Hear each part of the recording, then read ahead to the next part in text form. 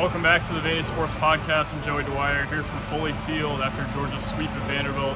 Really important weekend for Vanderbilt down the drain after it gets run ruled twice. And today loses a 10-7 game that didn't feel that close for most of it. Really a disaster of a weekend for Vanderbilt, and one that I think raises a lot of questions. First of all, raises questions about where this team goes this year in the immediate future in terms of the tournament. Obviously not going to host after that. Probably would take a miracle to host. They're going to have to do some crazy things against Tennessee, do some crazy things against Kentucky, do some crazy things in the SEC tournament. But now you even wonder, what does the path to the NCAA tournament look like? I would still probably bet that they make it, but they've got to get to 13 wins in the league, maybe 14 wins in the league. Right now they're at 11. Tennessee next weekend, going to be a really difficult series. Kentucky going to be difficult.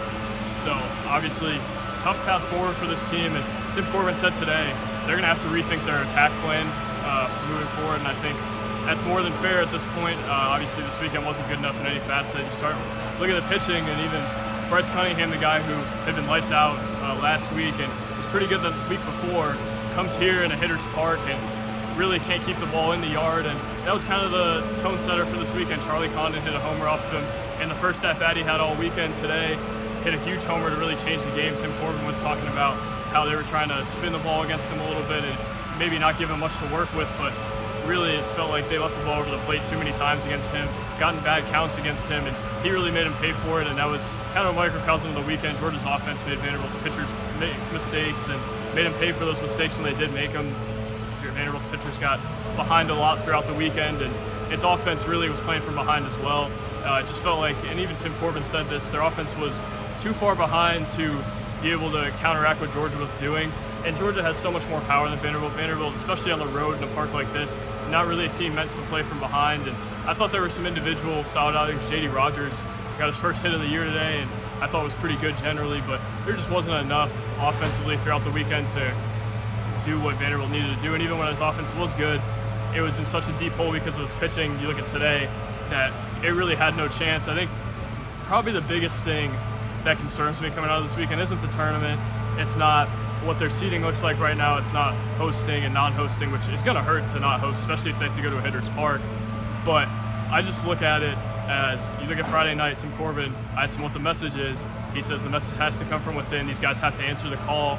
They have to accept the challenge and show that they're capable of fixing this. And after that message, which I'm sure was heard by the team as well internally, they come out and obviously go down 4-0 to Georgia on Saturday. They come and tie it, but then after the rain delay, they don't answer the call. And it's very rare in Tim Corbin's team's history, to me at least, where his teams don't answer a call. And when that guy speaks, you want to answer his call.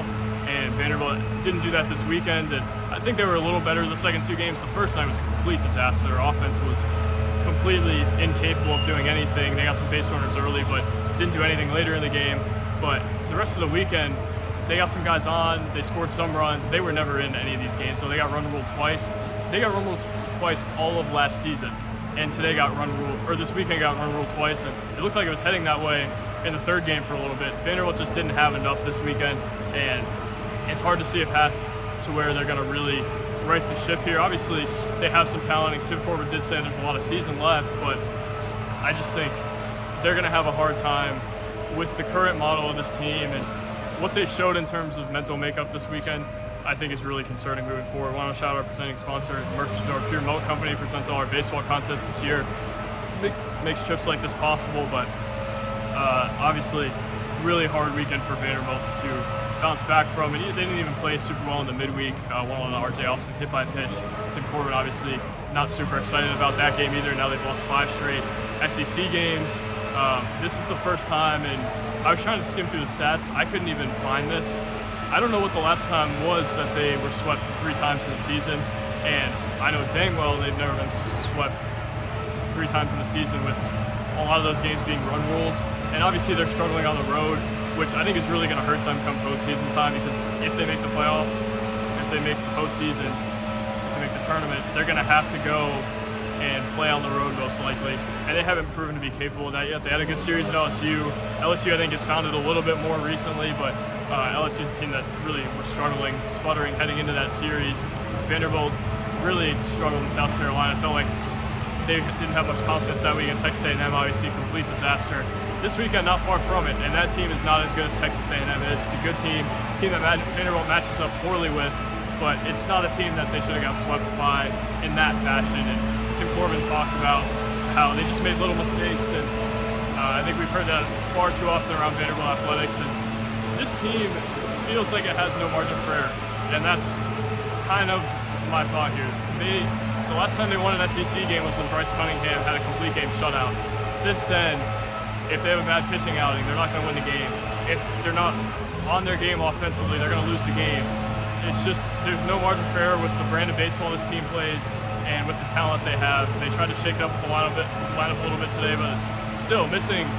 They're starting left side of the infield, Jaden Davis and Chris Maldonado. Even if they had them, I think it'd be tough for them to move forward here. But a lot of questions come out of this series. Let me look at the 3 quick take stories, see if I got anything else. But it's just hard to keep talking about this after away series because it's the same thing.